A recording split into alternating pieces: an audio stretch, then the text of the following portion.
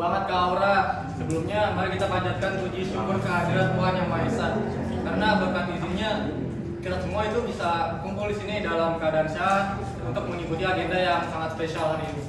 Ya, kan ada pepatah yang bilang, tak kenal maka tak sayang. Jadi izinkan kami perkenalkan diri. Perkenalkan, nama saya Aura Zahra. Dan saya Muhammad Ilham Nadiafi, panggil aja Ilham. Kami berdua yang akan membantu jalan pelatihan dari hari ini dari awal sampai akhir. Ya, tapi kita nggak sendirian teman-teman. Di belakang kami ada tim-tim hebat. Ada Safira, Putri, dan Delia yang akan sharing materi keren ke kita. Dan Kiki yang siap mengabadikan momen seru kita hari ini di bagian dokumentasi. Nah teman-teman, kenapa sih kita kumpul di sini? Kita tahu di dunia food and beverage itu rasa makanan itu penting. Tapi attitude dan soft skill adalah kunci yang bikin pelanggan mau balik lagi. Pelayanan itu bukan cuma soal kasih produk, tapi juga soal ciptain pengalaman. Tepat sekali. Jadi goal kita hari ini simpel tapi penting.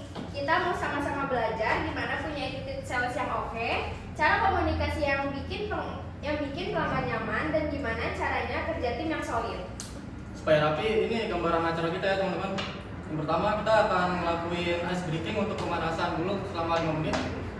Lalu kita akan serap ilmu dulu dari pemateri selama 20 menit.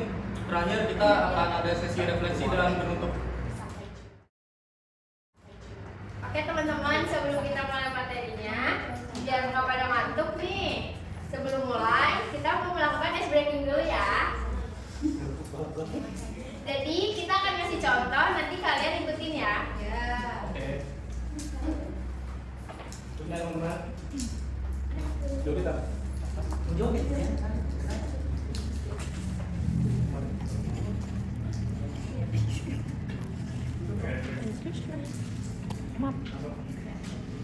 Fokus. Melihat, mendengar, mengingat, fokus. Bisa kan teman-teman? Enggak. Sekali lagi ya. Tepuk fokus. Melihat, mendengar, mengingat, fokus. Ayo coba bareng-bareng ya. 1, 2, 3. Tepuk fokus. Melihat, mendengar, mengingat, fokus. Oke, makasih teman-teman.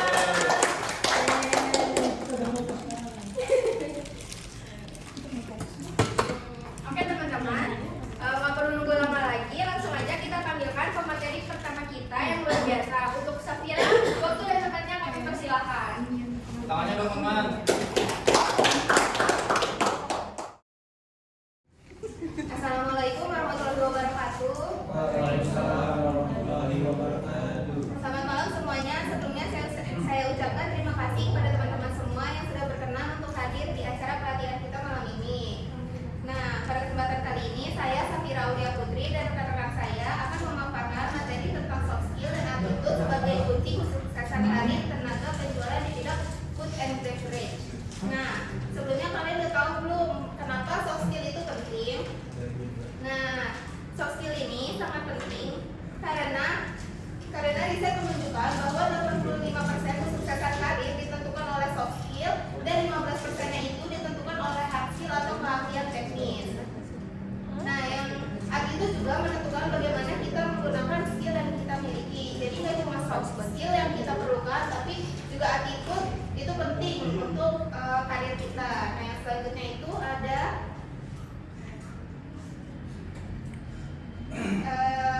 definisi dan karakteristik. Ada yang belum tahu belum apa itu soft skill? Nah, soft skill itu adalah kemampuan interpersonal dan intrapersonal yang mempengaruhi cara kita berinteraksi dengan orang lain dan mengelola diri. Nah, interpersonal itu merupakan kemampuan kita berinteraksi dengan orang lain. Contohnya itu cara kita berkomunikasi, bekerja sama, dan membangun relasi. Nah, kalau intrapersonal adalah kemampuan kita dalam mengelola diri sendiri. Contohnya itu seperti mengatur waktu, mengelola emosi, dan memotivasi diri. Nah, yang paling menarik itu adalah karakteristik dari soft skill itu sendiri. Yang pertama itu ada tidak terlihat secara fisik tapi sangat berdampak, dan yang kedua dapat dipelajari dan dikembangkan, yang ketiga berlaku di semua bidang pekerjaan, dan yang keempat melengkapi hard skill atau kemampuan teknis. Jadi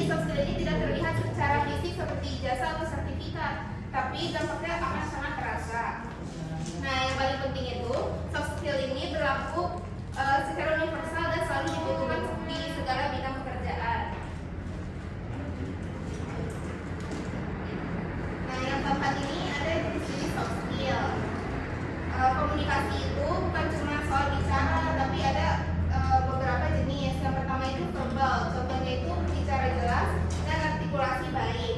Nah, verbal ini adalah cara kita berbicara. Apakah berbicara kita itu jelas, dan apakah artikulasi kita baik, dan apakah pesan yang disampaikan mudah dimengerti. Nah, yang selanjutnya ada non-verbal, yaitu bahasa tubuh dan ekspresi wajah. Nah, bahasa tubuh, ekspresi wajah, dan kontak mata ini menurut riset menunjukkan bahwa 93% komunikasi sebenarnya adalah non-verbal. Jadi bukan apa yang kita katakan, tapi bagaimana cara kita untuk mengatakannya. Nah, yang selanjutnya itu tertulis. Contohnya itu bisa lewat email, laporan, dan dokumen. Nah, kemampuan menulis email, laporan, dan dokumen itu sangat penting karena email yang tidak jelas bisa menyebabkan miskomunikasi dan pemborosan waktu.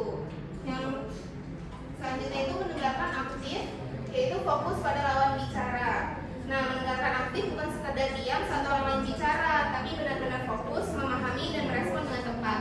Nah, yang selanjutnya adalah emotional intelligence atau kecerdasan emosional. Nah, menurut pakar, EQ itu lebih menentukan kesuksesan daripada IQ, yang artinya merupakan ukuran kecerdasan intelektual untuk logika, analisis, dan belajar. Nah, EQ ini dimulai dari mengenali emosi diri sendiri. Nah, ketika kalian marah, frustasi, atau stres, kalian akan sadar dan bisa menamai emosi tersebut. Nah, hal itu bisa disebut dengan self-awareness. Selanjutnya itu mengelola emosi dengan baik. Bukan menekan emosi, tapi mengekspresikannya dengan cara yang sehat dan tidak merusak. Yang selanjutnya adalah empati terhadap orang lain, yaitu bisa merasakan apa yang orang lain rasakan dan memahami perspektif mereka. Selanjutnya itu membangun hubungan yang sehat. Nah, kita bisa menggunakan networking sebagai relasi yang asli dan saling menguntungkan. Yang selanjutnya ada adaptability atau kemampuan beradaptasi. Nah, orang-orang yang tidak bisa beradaptasi pasti akan tertinggal, tapi adaptasi ini bisa dilakukan dengan fleksibel terhadap perubahan, artinya tidak kaku dan tidak terlalu nyaman di zona aman. Yang selanjutnya belajar hal baru dengan cepat, yaitu misalnya tiba-tiba perusahaan menggunakan software baru nih, kita nggak boleh ngeluh, tapi kita harus lebih aktif lagi dalam belajar. Yang selanjutnya itu berani keluar dari zona nyaman. Nah, ini bisa disimulasikan bahwa pertumbuhan itu bisa terjadi di luar zona nyaman. Jadi kita harus keluar dari zona nyaman biar bisa beradaptasi. Yang selanjutnya itu menghadapi ketidakpastian dengan positif. Ketidakpastian itu pasti terjadi, tapi kita nggak bisa mengontrol semua ketidakpastian yang mungkin terjadi. Yang kita bisa kontrol adalah respon kita terhadap ketidakpastian itu. Nah, yang selanjutnya ini ada cara mengembangkan soft skill. Sebelum kita improve, kita harus tahu dulu nih posisi kita sekarang ada di mana, dengan cara yang pertama self awareness atau kesadaran diri. Itu bisa dilakukan dengan cara kenali kekuatan dan kelemahan kalian. Nah, itu bisa dengan bertanya kepada diri sendiri, kayak soft skill apa nih yang udah kalian kuasai dengan baik, dan mana soft skill yang masih lemah. Nah, itu kalian harus bisa jujur kepada diri kalian sendiri. Nah, selanjutnya itu minta feedback dari orang lain. Mungkin kita pikir komunikasi kita itu udah bagus, tapi orang lain merasa orang lain tuh merasa kita kurang mendengarkan. Jadi kita harus berani minta feedback dari orang lain. Yang selanjutnya refleksi diri secara rutin. Itu bisa dilakukan dengan cara meluangkan waktu. Misalnya setiap akhir minggu itu lakukan refleksi dengan bertanya pada diri sendiri, seperti minggu ini ada situasi apa yang challenging, bagaimana saya menanganinya, dan apa yang perlu saya improve. Yang kedua itu ada praktik terus menerus. Itu bisa dilakukan dengan cara yang pertama cari kesempatan untuk berlatih. Misalnya kalau kalian mau improve public speaking, itu bisa ikut volunteer untuk presentasi di meeting. Yang kedua itu kalau misalkan mau improve di teamwork, itu bisa ikut project kolaboratif. Nah, yang kedua itu keluar dari zona nyaman. Kalau kalian orangnya itu introvert, introvert dan sulit membangun networking, coba paksa diri kalian buat menyapa orang-orang di acara-acara gitu. Mungkin awalnya bakalan awkward gitu, tapi lama-lama bisa jadi natural kalau misalkan kalian praktis terus-menerus. Yang ketiga itu volunteer untuk project baru. Nah, kalau misalkan ada project baru, coba kalian ambil tugas yang gak familiar sama yang tugas-tugas yang biasa kalian kerjain, yang buat kalian itu harus belajar skill baru. Nah, yang ketiga itu learn from others atau belajar dari orang lain. Itu bisa dilakukan dengan cara mengobservasi orang yang sudah mahir. Dan di sekitar kalian kan pasti ada orang-orang yang communication skill-nya itu bagus atau jago dalam manage waktu. Nah, kalian bisa perhatikan apa yang mereka lakukan dan bagaimana mereka itu menghadapi situasi yang sulit. Nah, selanjutnya itu mencari mentor atau role model. Kalau bisa nih kalian meminta bimbingan, karena kebanyakan orang-orang yang jago itu suka berbagi pengalaman mereka kalau kita bertanya dengan tulus. Nah, yang selanjutnya itu ikuti pelatihan dan workshop. Seperti yang kita lakukan hari ini, terus investasi pada pengembangan diri bisa dilakukan dengan baca buku, ikuti webinar, dan join komunitas profesional. Tapi yang harus diingat, pengembangan soft skill itu adalah journey, bukan destination. Jadi tidak ada titik sempurna, tapi kita semua harus terus belajar sepanjang karir kita.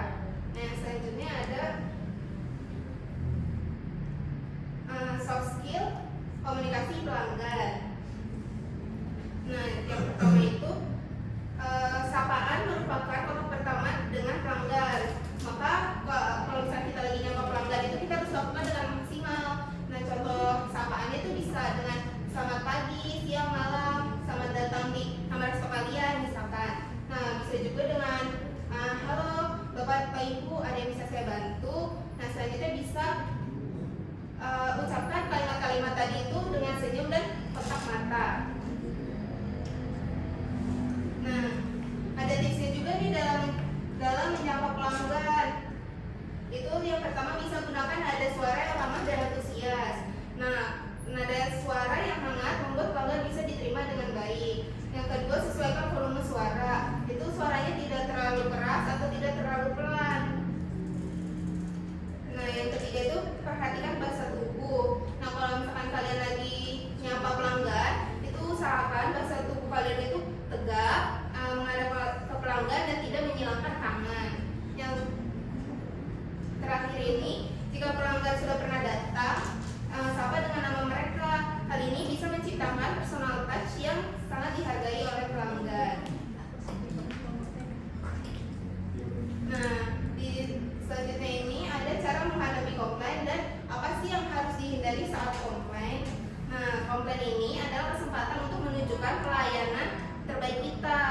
Jadi jangan takut menghadapi komplain, tapi jadikan komplain ini sebagai kesempatan untuk membuktikan profesionalisme kita. Ada 5 langkah dalam menghadapi komplain, yaitu pertamanya dengarkan dengan penuh perhatian, jangan mengotok, dan tunjukkan empati. Nah, itu bisa dilakukan dengan mendengarkan dengan penuh perhatian tanpa memotong pembicaraan pelanggan. Nah, selanjutnya jangan terlalu defensif atau mencari pembelaan. Dan ketiga, tunjukkan empati dengan mengangguk dan memberikan respon non-verbal yang tepat. Dan selanjutnya bisa berikan biarkan pelanggan menyelesaikan keluhannya sampai tuntas. Jadi kalau misalkan ada pelanggan lagi komplain itu kita harus dengerin, jangan dipotong pas dia lagi nyampein keluhannya gitu. Yang kedua, pahami. Itu bisa dengan ulangi keluhan untuk memastikan itu bisa caranya bisa bertanya dengan jadi yang Bapak atau Ibu maksud adalah itu.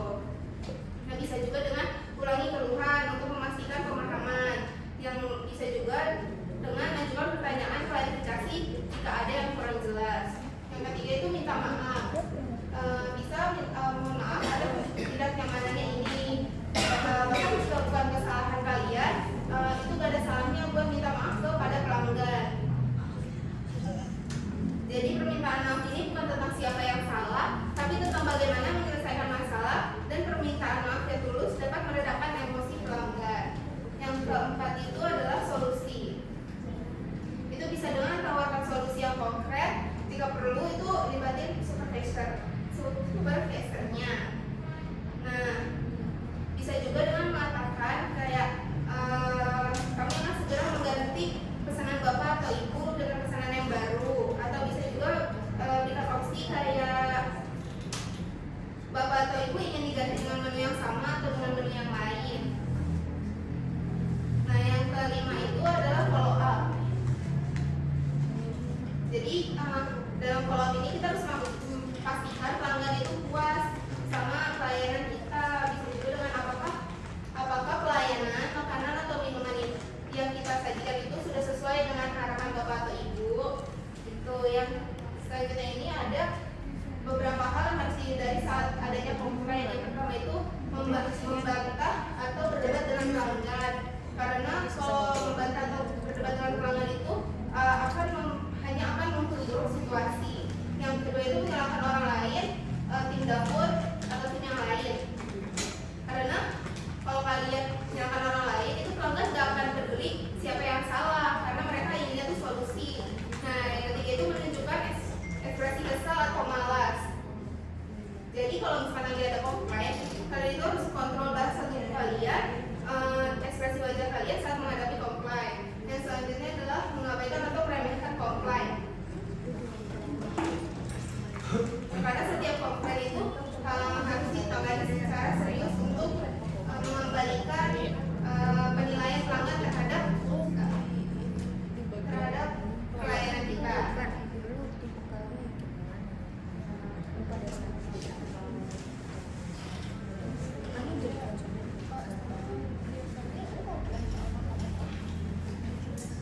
Selanjutnya saya yang baca slide selanjutnya itu adalah Kakadelia. Kakadelia kami persilakan.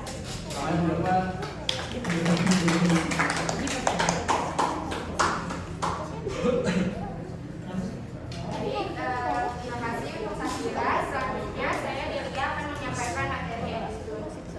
Nah, ada yang tahu gak sih apa itu attitude?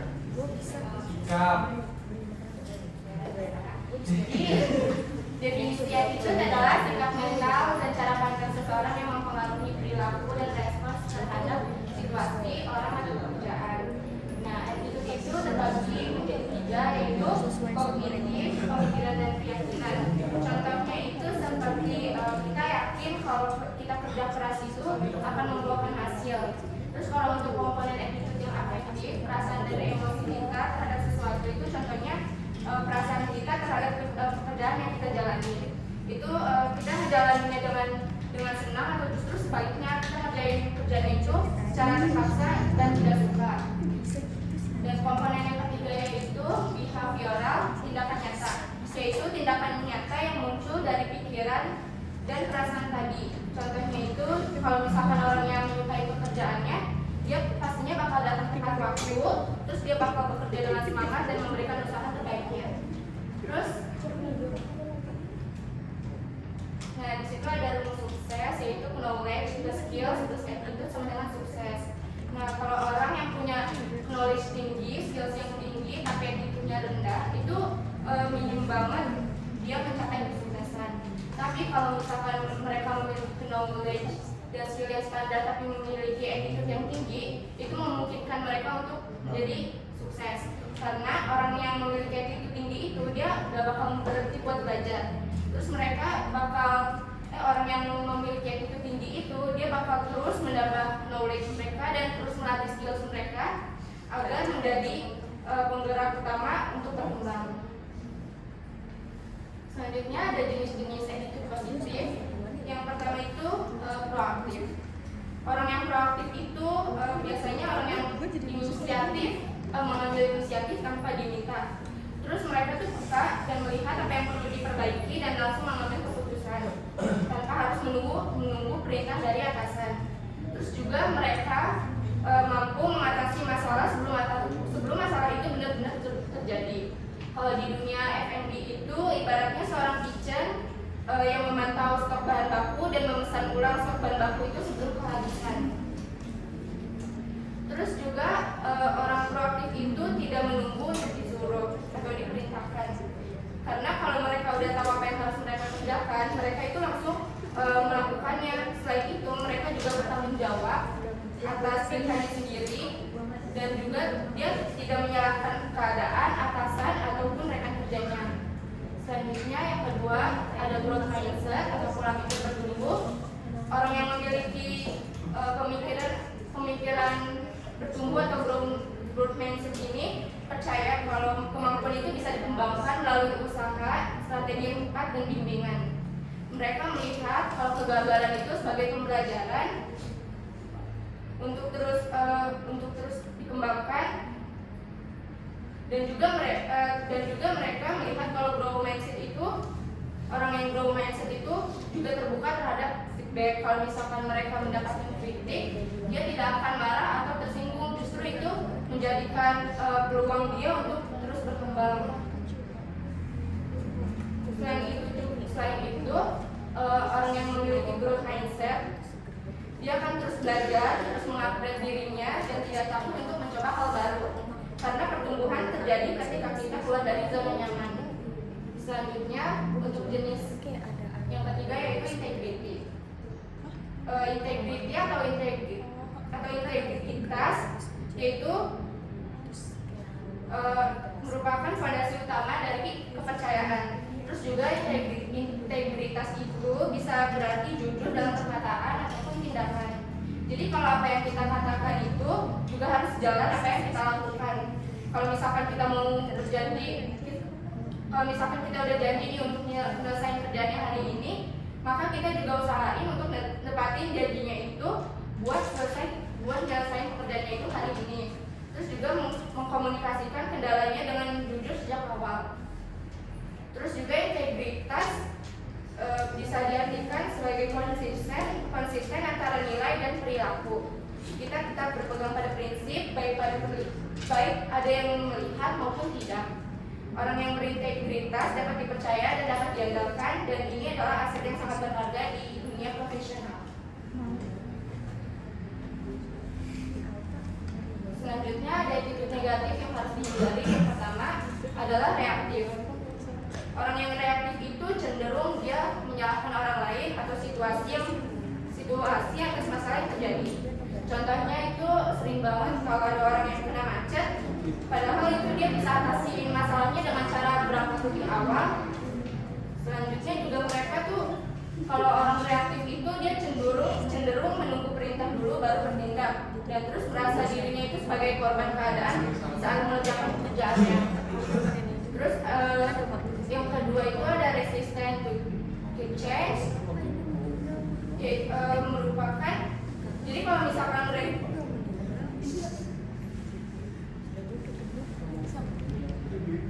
orang yang memiliki resistant to change itu biasanya dia tuh dia tuh nyaman di zona aman yang di situ-situ aja, di nge-stuck di lingkungan yang itu aja tanpa mau melakukan perubahan. Terus juga mereka takut untuk mencoba hal baru karena takut gagal. Terus juga takut terlihat tidak kompeten, padahal semua orang sukses pernah menjadi pemula. Terus juga mereka skeptis terhadap inovasi dan menganggap ide-ide kecil itu tidak penting, padahal banyak inovasi berawal dari hal-hal kecil. Selanjutnya ada negative thinking. Orang yang memiliki negative thinking itu dia tuh selalu fokusnya sama masalah, bukan solusi. Terus mereka juga pesimis terhadap hasil bahkan sebelum mencoba, dan sering mengeluh tanpa memberikan kontribusi nyata untuk menyelesaikan masalah. Akibatnya energi habis, suasana kerja menjadi negatif, dan tidak ada kemajuan. Selanjutnya ada sikap dasar yang harus dimiliki. Yang pertama itu ada disiplin. Nah, di dunia F&B itu disiplin berarti datang tepat waktu, mengikuti SOP yang berlaku, dan konsisten dalam memberikan pelayanan. Keterlambatan satu orang itu bisa mengganggu seluruh tim, dan juga ketidakpatuhan pada SOP itu bisa menurunkan kualitas layanan. Yang kedua itu ada sopan santun. Untuk berbicara kita harus hormat, menggunakan bahasa yang baik, menghargai setiap orang tanpa melihat jabatan atau perannya. Terus juga sopan santun itu bukan hanya untuk pelanggan, tapi untuk semua rekan kerja dan semua pihak lingkungan kerja. Selanjutnya itu ada bertanggung jawab.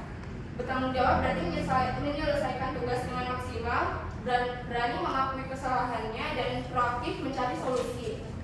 Ini yang membedakan tenaga kerja profesional dengan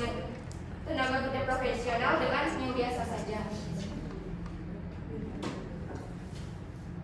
Selanjutnya ada attitude profesional.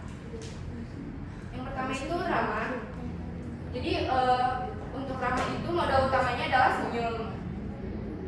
Terus senyum itu senyum yang tulus dan sapaan hangat membuat pelanggan merasa diterima dan dihargai sejak pertama kali datang. First impression itulah yang menunjukkan pengalaman pelanggan selanjutnya. Yang kedua adalah sabar. Kita pasti kalau di dunia F&B itu bakal nemuin tipe-tipe pelanggan, entah itu yang suka ketus, senyum, ataupun judes lah ibaratnya. Nah di situ kita bakal diuji kesabaran, dan di situ kita bakal diuji kesabarannya. Nah dengan cara apa namanya? Nah profesionalisme itu bisa dilihat dengan cara tetap tenang, tidak menunjukkan ekspresi kesal, dan selalu ingat bahwa pelanggan datang untuk dilayani. Yang ketiga adalah profesional. Untuk dalam kondisi tertekan, sikap profesional kita itu akan benar-benar terlihat. Jadi tetap jaga emosi, tetap stabil, fokus pada solusi, dan tetap tenang saat situasi sulit. Ketiga pilar ini, ramah, sabar, dan profesional harus menjadi bagian dari DNA kita sendiri tenaga penjual F&B dan menjadi bekal utama dalam menjalani pekerjaan sehari-hari.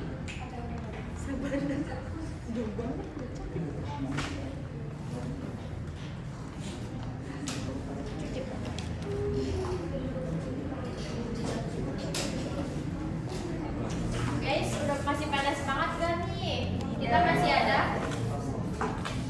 ada satu pemateri lagi yang terakhir. Kakak Putri, waktu dan tempatnya kami persilakan. Teman-teman,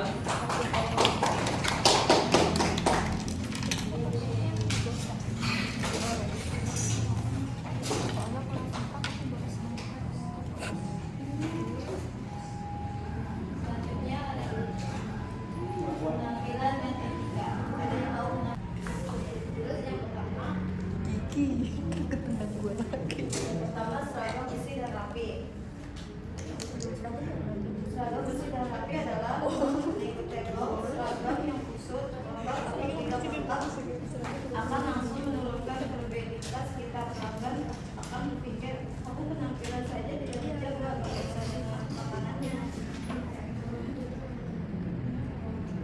Salah satu aspek dalam memberikan kesan yang baik dan profesional, terutama adalah lingkungan kerja atau pelayanan pelanggan.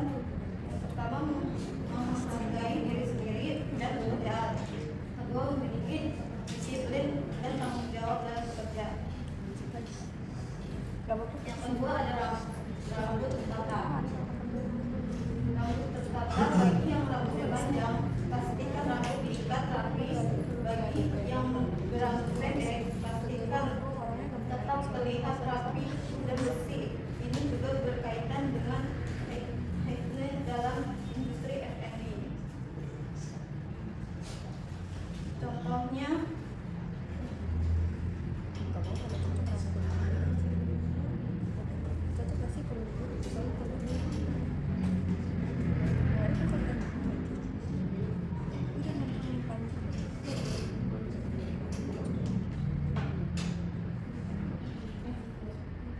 yang ketiga, ini mencakup kebersihan diri terjaga. Ini mencakup kebersihan kuku, wajah, dan tidak berbau badan.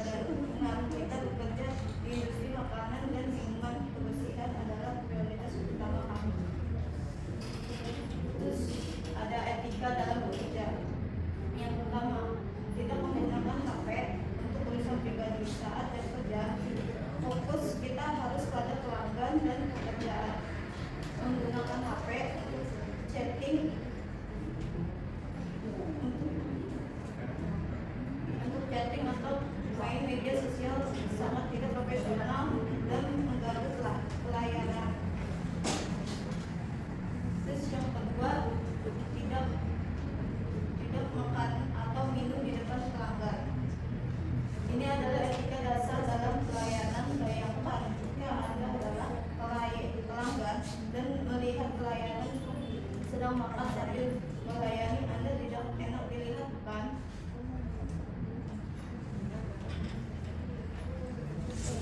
Yang ketiga, menjaga kebersihan area kerja. Area kerja yang bersih mencerminkan standar kebersihan restoran secara keseluruhan. Ini juga membuat kita lebih nyaman dan efisien dalam bekerja. Terus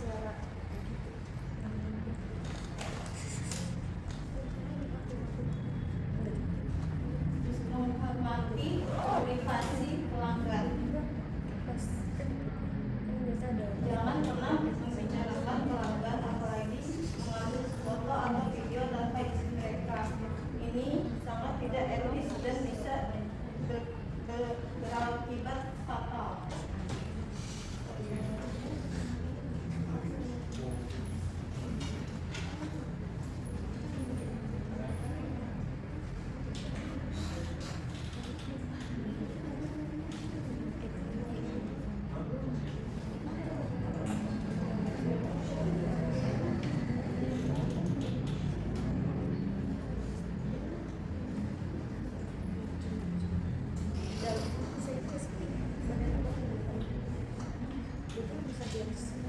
Prinsip orientasi pelayanan.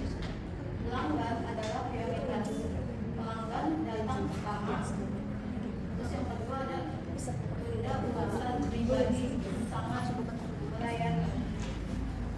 Terus yang ketiga proaktif, tawarkan bantuan sebelum diminta. Yang kedua diperhatikan kebutuhan non-verbal, responsif. Yang pertama, tanggapi panggilan dengan cepat, jangan biarkan menunggu lama. Konsisten, pelayanan sama baik untuk semua. Yang kedua, tidak pilih-pilih pelanggan.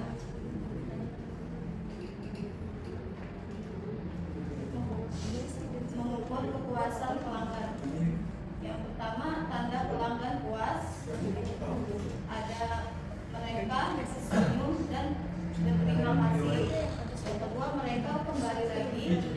Yang ketiga, merekomendasikan ke orang lain, kayak wah makanannya enak, buang di sini.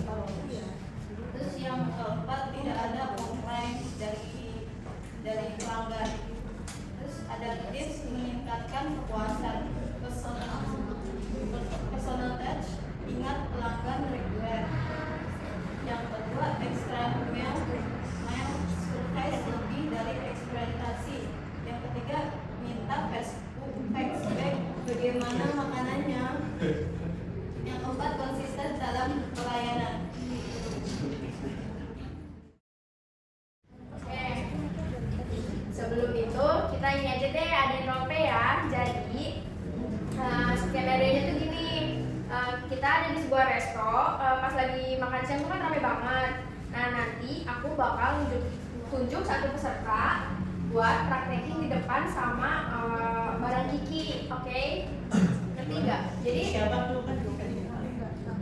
kan tadi kita di Kelas, saya kelas kelas.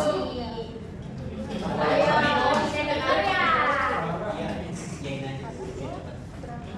Sebelum ditunjuk ada yang mau nggak buat jadi siapa? Salesnya. Jadi nanti tuh si kakak Kiki ini bakal jadi pelanggan yang komplain karena makanannya tuh gak datang-datang. Nanti gimana tanggapan salesnya? Ada yang mau nyoba? Kita ada hadiahnya loh. Banyak loh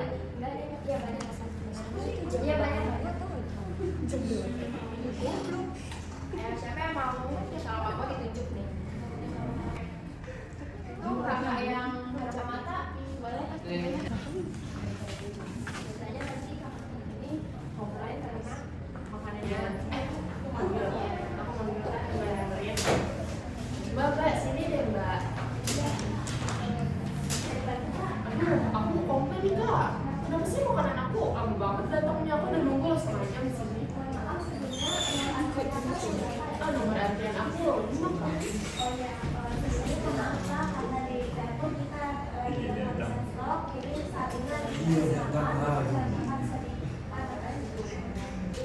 Tadi apa sih udah lapar banget. Luar biasa. Luar biasa. Luar biasa. Terima kasih buat Kak Iklima yang udah berani maju ya. Beri tepuk tangan dulu buat Kak Iklima ya. Kata Iklima kita ada hadiah loh buat kamu. Ya, maju lagi dong, Bun.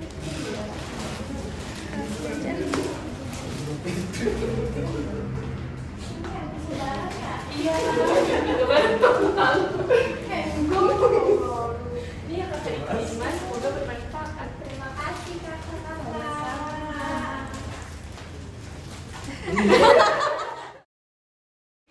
Nah, dari simulasi tadi, coba deh aku mau tanya-tanya ke teman-teman yang nonton tadi. Menurut kalian, apa yang tadi sudah oke? Atau ada nggak sih menurut kalian yang harusnya bisa lebih baik lagi? Sama nih. Yang tadi udah oke atau belum? Yang tadi dikeragain sama kakak Iklima dan sama Kiki. Oke. Apa aja yang belum, Kevin? Udah oke. Apa masukannya? Apa? Kakak Kevin, kalau Masukannya misalnya gini. belum oke, Kan tadi ada kan belum oke. masukannya. Saya belum dapat itu Hadiah. hadiah. Masa mau hadiahnya doang? Kalau mau, coba jelasin itu tadi Iklima bisa kurangnya di mana gitu. Coba. Kalau saya lihat mah Iklima kurang itu, kurang aja.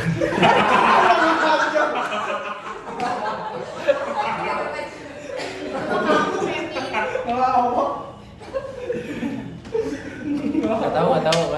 Berarti sudah oke nih yang tadi kakak Iklima dan kakak Kiki jelaskan. Oke. Oke. Yaudah, terima kasih ya Bapak atas masukannya teman-teman. Emang benar praktik itu nggak semudah teori. Tapi kalau dibiasakan pasti kita bisa. Gak terasa dulu ya kita udah di penghujung acara. Intinya teman-teman di dunia F&B kita bukan cuma jual makanan tapi juga jual keramahan. Nah, benar kakak Ilham. Dengan attitude yang baik, komunikasi yang asik, dan tim yang solid, kita pasti bisa jadi sales F&B yang profesional. Kami pamit undur diri ya. Terima kasih banyak untuk antusiasmenya kalian yang luar biasa untuk hari ini. Terima kasih juga untuk pemateri dan dokumentasi. Teman-teman jangan lupa langsung dipraktikkan ya ilmunya. Sekian dari kami. Wassalamualaikum warahmatullahi wabarakatuh.